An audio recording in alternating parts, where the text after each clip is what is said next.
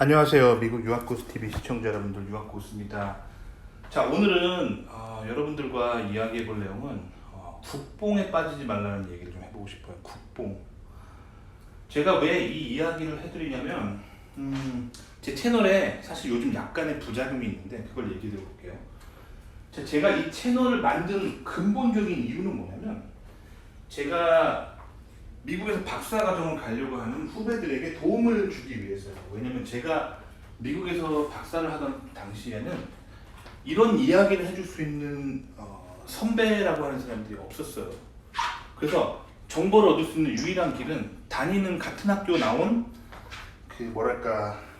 같은 학교에서 공부한 한인 학생회 뭐 이런 사람들한테 이제 물어보는 방법밖에 없었기 때문에 굉장히 정보가 제한적이었어요. 근데 이제는 이 개인 방송의 시대이기 때문에 도움을 줄 수 있는 방법이 훨씬 더 많아진 거죠.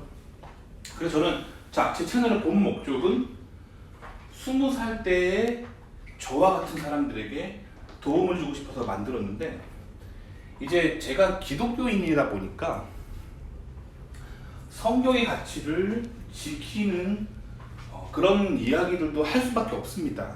그러다 보니까 자연스럽게 제가 이제 공산주의적인 생각에 대해서 좀 비판하게 되고 막 그렇게 되면서, 이제 좀 정치적으로 우파이신 분들이 어떻게 제 채널을 알게 되고 그런 얘기를 좀 더 듣기 위해서 막 들어오시는 분들이 있어요. 근데 이분들은 미국에 유학을 갈 생각이 전혀 없고 미국에 유학 가 있는 자녀가 있는 것도 아니고 본인이랑 미국 유학이랑 전혀 상관없는데 이제 우파 얘기하니까 들어오신 분들이에요.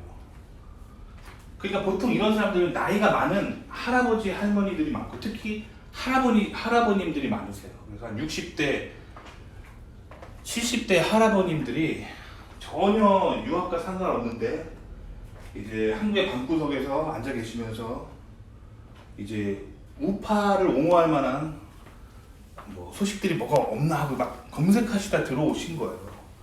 최근에 이제 한 구독자분께서 뭐 나도 우파다 하면서 댓글을 남기시면서 막 이렇게 나도 교회 다닌다 하면서 저한테 이제 좀 이렇게 훈수를 두시는 분이 계시더라고요. 근데 댓글을 딱 분석해 보면은 이제 이분이 기독교 사상은 본인이 기독교라고 하지만, 그래서 자기가 우파라고 하지만 기독교적인 우파가 아닌 거예요. 뭐냐면 이 국수주의적인 우파인 거예요. 국수주의적인 우파라는 건 뭐냐면, 원래 기독교라는 게 이제 한국에 전파된 게, 개신교라는 게 한국에 전파된 게 미국에서 전파한 거예요.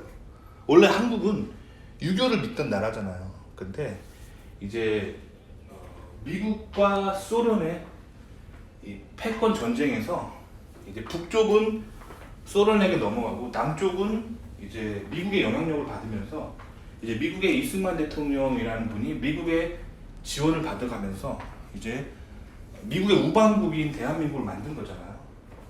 그래서 이제 미국에서 정치학을 공부하고 오신 이승만 대통령이 미국식 양당제 좌파 우파 사상을 한국에 심은 거예요. 그러니까 좌파 우파 사상은 미국에서 온 개념입니다. 그럼 원래 미국인들이 좌파 우파를 뭘로 구분하는지를 보셔야 될 거 아니에요. 그 미국 사람들은 성경으로 구분합니다. 왜냐면 개신교, 청교도 사상으로 건국된 국가이기 때문에 성경적이면 우파, 반성경적이면 좌파예요. 그래서 성경의 가치를 지키려고 하는 게 보수입니다. 컨저버티브. 그래서 그게 우파인 거예요. 그리고 성경의 가치로부터 벗어나려고 하는 사상 있잖아요. 그게 진보고 리버럴이라고 해요. 리버럴 뜻이 이제 자유라는 뜻이거든요. 그러니까 성경적 가치로부터 멀어지게 자유한다는 뜻이에요. 그게 진보예요. 그래서 진보가 좌파인 거예요. 우파가 보수고. 아시겠죠? 미국 사람들은 이걸로 좌우를 구분해요. 그리고 이승만 대통령이 미국에서 정치학 박사를 하시면서 좌우 개념을 배우시고 이걸 한국에 심었단 말이에요. 그런데 한국 사람들은 이거를 이해를 못해요. 왜냐면 한국 사람들이 미국처럼 좌우를 구분할 수 없습니다. 왜냐면 미국은 개신교 인구가 되게 많아요. 거의 전체 국민의 반이 개신교예요. 그래서 개신교면 우파, 비개신교 좌파 이렇게 트렌드가 간단 말이에요. 근데 한국은 그렇게 될 수가 없어요. 왜냐면 한국의 개신교 인구가 고작 10몇 %밖에 안 돼요. 그러니까 한국에서 우파 정치인들이 우파를 유지하기 위해서 성경을 들이댈 수가 없어요. 그러니까 한국에서 정치가 왜곡되는 거예요. 그래서 한국의 정치 우파는 뭐냐면 국수주의예요. 그래서 대한민국에 돈을 벌어다 주면은 우파고, 대한민국에 돈을 못 벌어다 주고 북한을 이롭게 하면 좌파고, 이렇게 보는 사상이 있는 거예요. 그러니까 미국이 원래 전해준 미국에서 온 양당제가 한국에서 굉장히 왜곡된 거죠.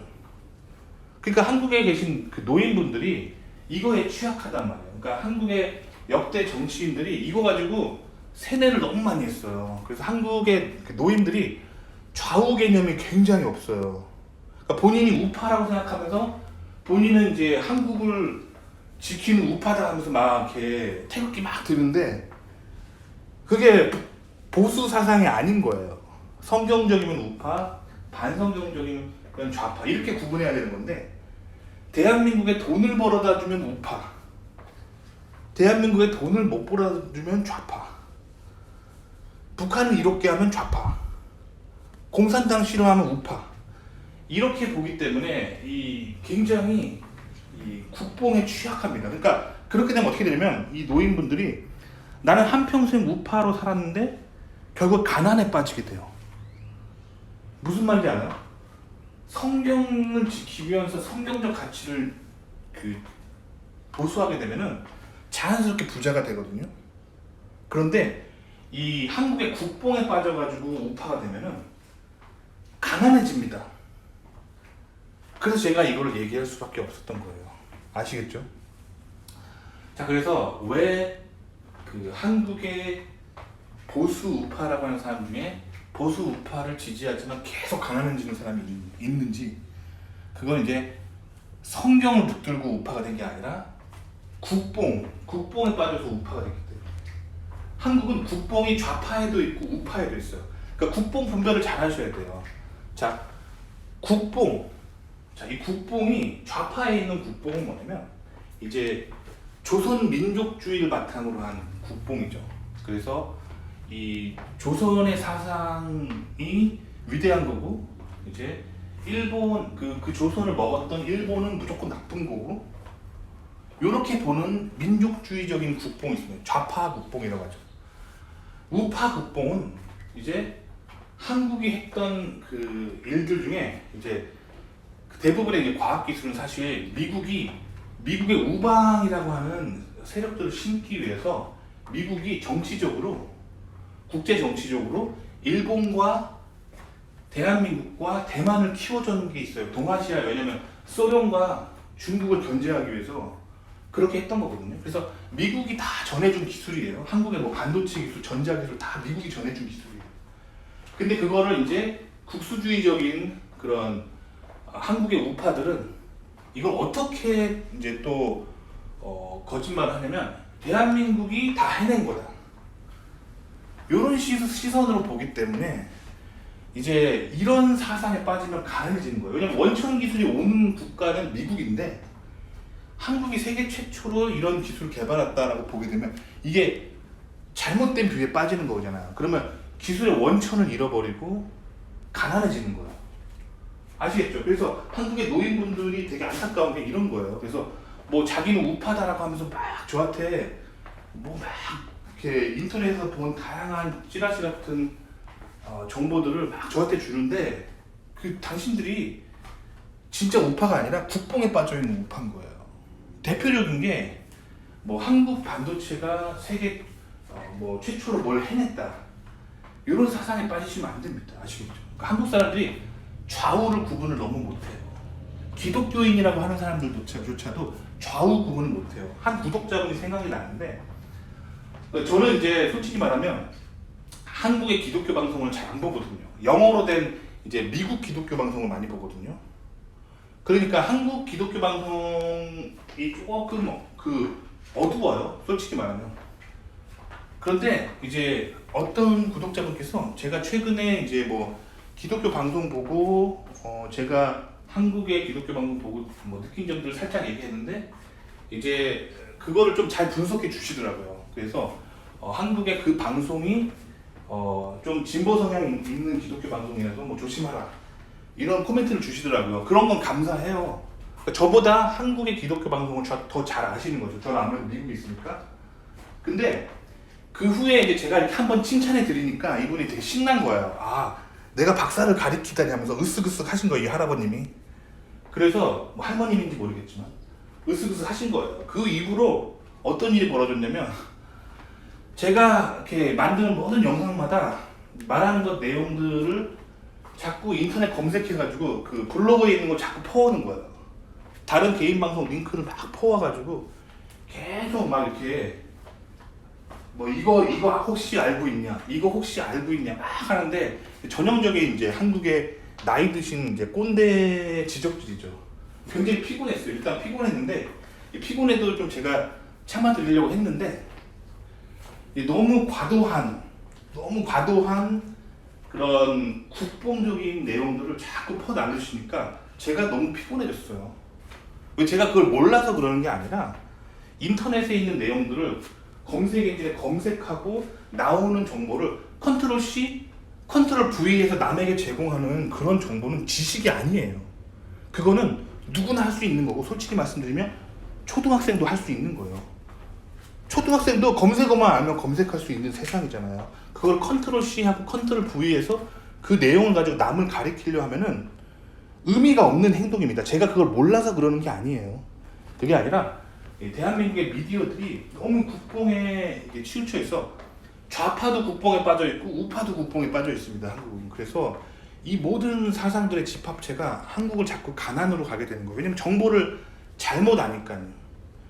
좌파는 그래서 이렇게 반일 감정과 그 조선 민족주의를 바탕으로 한 그런 국뽕에 빠져 있고, 한국의 우파는 이제 국수주의.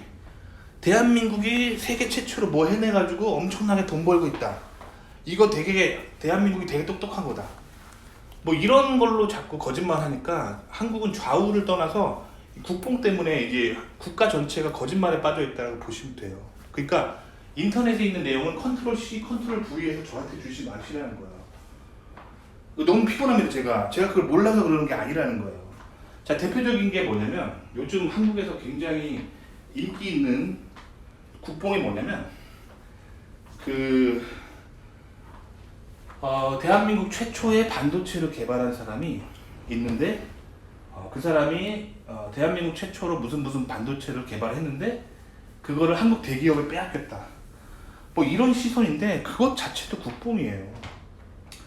반도체라고 하는 거 기술 자체는 모든 반도체는 미국이 배후에 있습니다. 미국이 종주국이에요.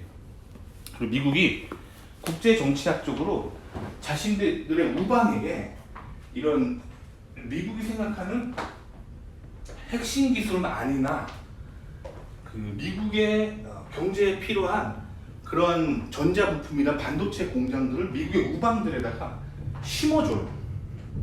그래서 미국 사람들 중에 이제 좀 똑똑한 엔지니어들을 미국이 국가적으로 부른 다음에 그 사람들을 미국의 우방들에게 보내가지고 미국의 우방 국가들에게 이제 공장들을 셋업해주고 이제 미국의 하청을 맡기는 그런 업무들을 합니다.